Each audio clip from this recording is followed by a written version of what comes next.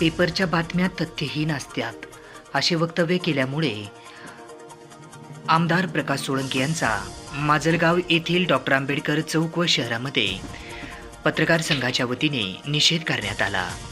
यावेळी मोठ्या संख्येने पत्रकार बांधव आज बुधवार दिनांक 21 ऑगस्ट रोजी दुपारी 12 वाजता उपस्थित होते। माजलगाव मतदारसंघातील दिंद्रुड येथे आयोजित केलेल्या कार्यक्रमामध्ये आमदार प्रकाश सोळंके यांनी पेपरच्या बातम्या तथ्यहीन असतात असे वक्तव्य करून सर्व माध्यमांचा अवमान केला।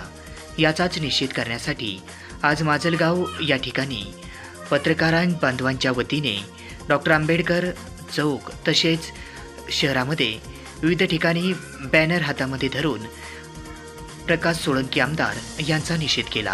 अपशब्द वापरत असतील, आपले पत्रकार बांधवांबद्दल अपशब्द वापरत असतील, पत्रकारांनी दिलेल्या बातम्यांमध्ये काही तथ्य नसतं, या सर्व बातम्या खोट्या असतात।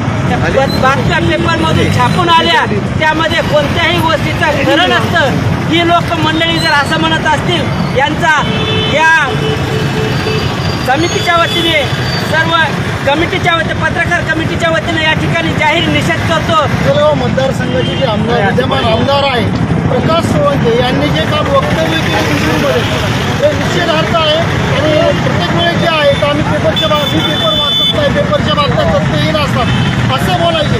पण आजपर्यंत यांनी जे पत्रकार परिषद घेतल्या, जेव्हाही पत्रकारांची आवश्यकतांना भासली विकास कामे केली, त्या विकास कामे जी आहे तर बोगस केली।